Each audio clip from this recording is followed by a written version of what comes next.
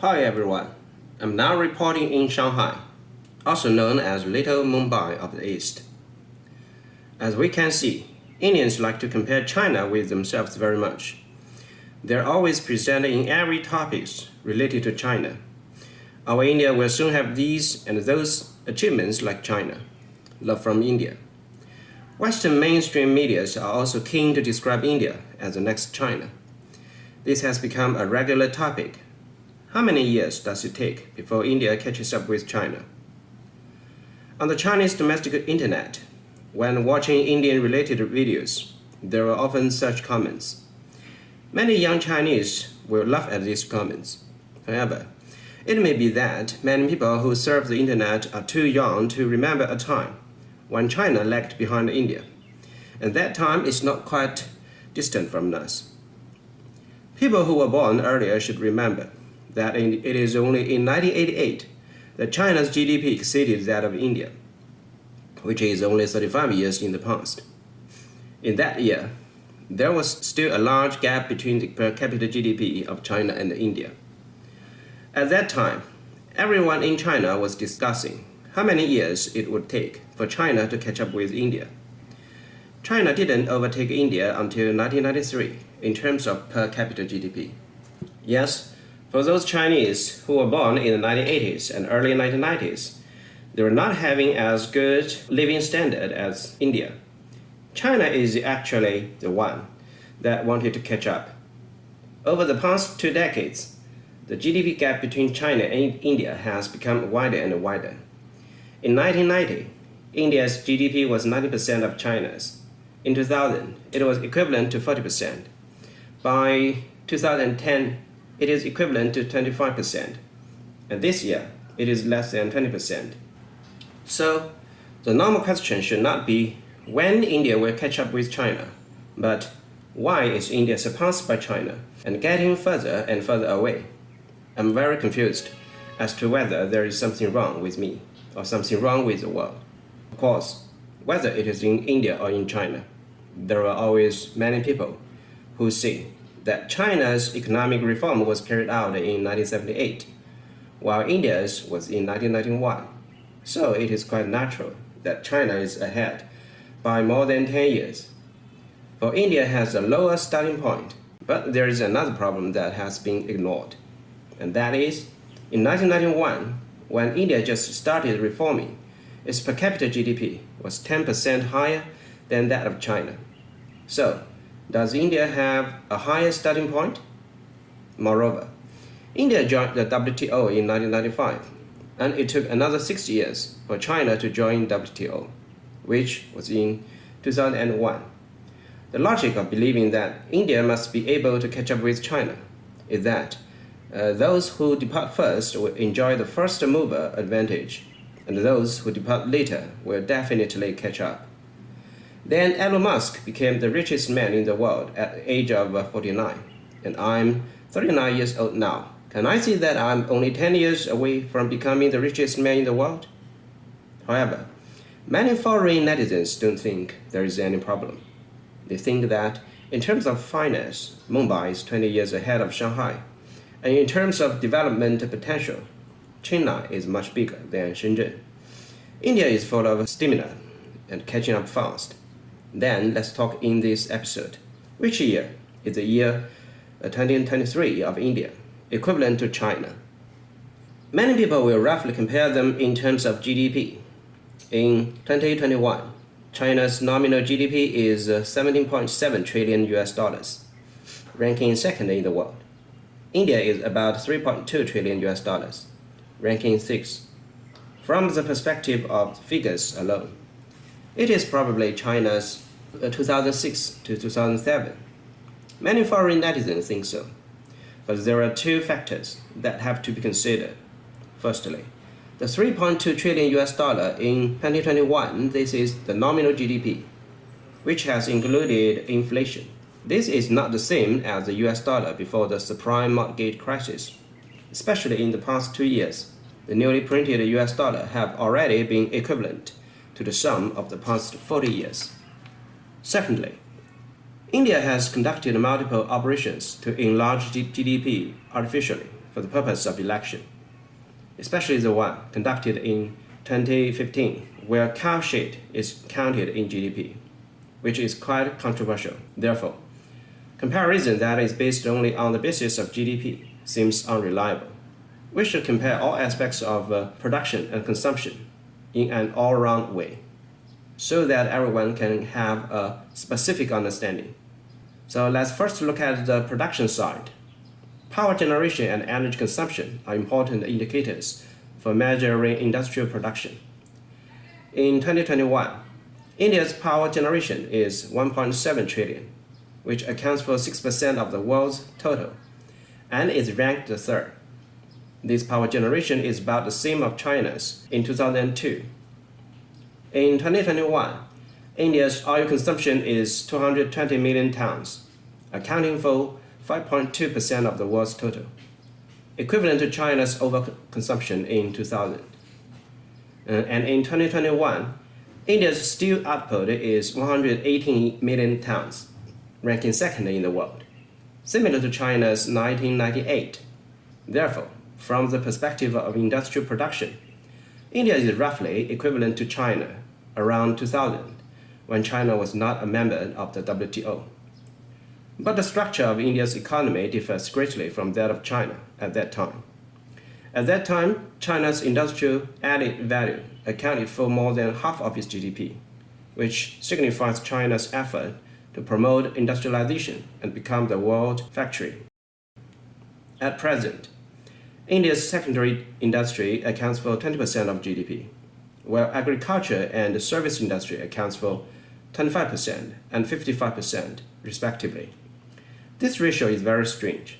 On the one hand, the proportion of service industry is high enough to be comparable to developed countries. However, in terms of population structure, 2/3 of Indians are still farmers. British economists pointed out in the book Conditions for Economic Progress. With the development of the economy, the labor force first transfers from the primary industry to the secondary industry. And when the income further increases, the labor force transfers to the third industry. Obviously, India has defined the laws of economics. It can be seen that increasing the proportion of the third industry blindly may not necessarily make a country like Europe or the United States. It may also be like India. Just looking at the data of the third industry, India has already reached the level of China in 2008. And let's look at the agricultural production. India has more than 155 million hectares of arable land, which is comparable to that of the United States and far exceeds that of China. Indian arable land has very good endowment, which makes its crops get ripe more than once a year.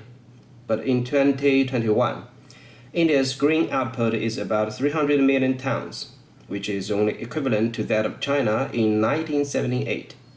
And the per capita output is 232 kilograms, which is about China's level in 1950. So India has wasted its talents on agriculture and handed over a very poor transcript.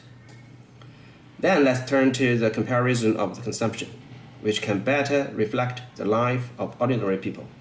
First, India's per capita clothing consumption is about $50, which is comparable to that of China in 1993. From the perspective of diet, India's per capita daily consumption of caloric intake is equivalent to the level of China in 1993. And the rate of retarded growth among adolescents is about 35% in India, which equals to the level of China in 1989. In terms of living, India's urbanized population is about the same as China's in 1999 at about 35%. In terms of travel, India has 22 cars per 1,000 people, equivalent to the level of China in 2004. 1,600 kilometers of highways, comparable to China in 1994. 68,000 kilometers of railways, comparable to China in 1999. And the passenger volume of civil aviation is comparable to that of China in 2000. Of course, as number one country in terms of infrastructure, China definitely overtakes India in all of these aspects. So I will stop comparing them in order not to seem unfair. Turning to birth rate, longevity, death rate. The infant mortality rate in India is 27 per 100,000, reaching the level of China in 2001.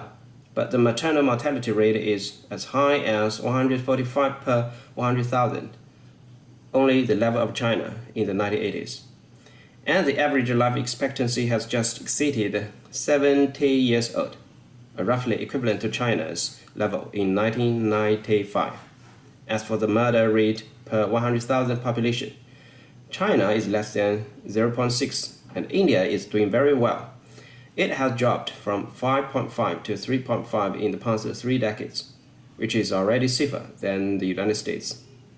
Some other data, such as education and scientific research. The adult literacy rate is 74%, which is roughly equivalent to China's in 1988, and per capita education years are 6.4 years, which is roughly equivalent to China's in 1999.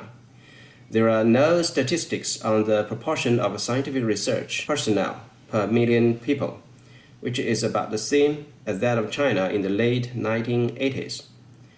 R&D expenditure accounts for 0.66% of GDP, which is equivalent to China's in 1998. In daily life, India's per capita net saving is $312, which is roughly equivalent to that of China in 2003. Considering the depreciation of the US dollar, it should actually be equivalent to China's level in the mid to late 1990s.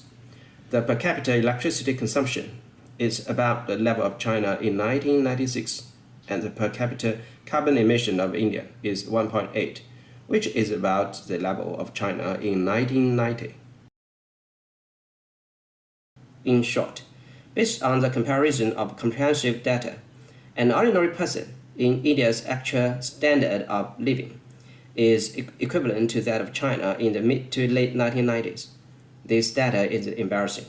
As I said at the beginning, it was only in 1993 that China's per capita GDP caught up with India's.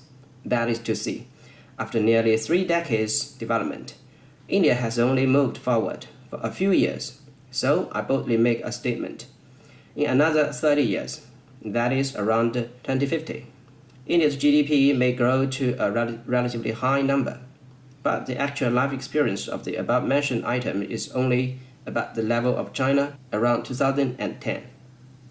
Some people may say that you are belittling India and bearish on India, but I actually bullish on India and have already made very optimistic forecasts.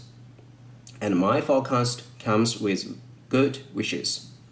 Anyone who has a little understanding of the global economy knows how terrifying the expansion of the Chinese economy in the decade from 2000 to 2010. This data in India can also be corroborated from other sources. From 1940 to 2020, India's share of the Asian economy dropped from 12% to 8%, and its share of the global economy went from 3% in 1964 to 1% in 1990, and then to 3.2% in 2020. It is only comparable to the world average level, lower than the Asian average level, and does not develop faster than others. For example, after China's GDP exceeded $2 trillion in 2005, it took 2 years to break through $3 trillion, while India broke through $2 trillion in 2014, and it took 7 years to break through $3 trillion, which is even slower than the speed India took from $1 trillion to $2 trillion. As I said earlier, South Korea is the only country that has developed from a poor agricultural country before World War II to a high-income industrialized country. The vast majority of countries in the world have indeed developed compared with their own history. But if compared horizontally, the rich are still very rich and the poor are still very poor. India's performance is a normal developing country keeping pace with global development, it is not catching up. For example, China's GDP in 1990 was equivalent to 6% of that of United States. In 2000, it was 12% of that of United States. And in 2010, it was 40%, and now it is close to 80%. Only when the gap is gradually narrowing can we discuss how many years it will take to catch up. As for the gap between India and China, in the early days, India's economic scale was comparable to that of China, but now it has dropped to less than 18% of China's. The gap between them is getting bigger and bigger.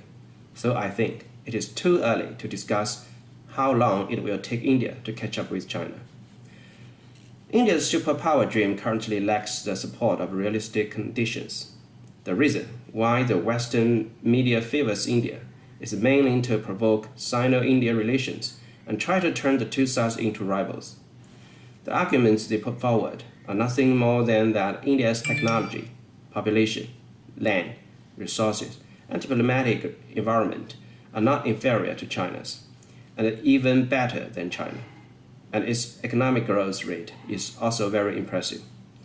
But economics is a social science. It is about people. It is about how to organize people, manage people, realize the value of people. That's what makes the economy grow. Just staring at the resources on the books and making one-sided comparison won't lead to a correct conclusion. If India wants to realize its superpower dream, it needs to realize the complexity of social organization, reform the social foundation, and fully optimize the relationship between population, land, and resources so that the country can operate efficiently. Before that, China has no reason to worry about India surpassing China. Thanks for watching. Please follow me. I will see you next time.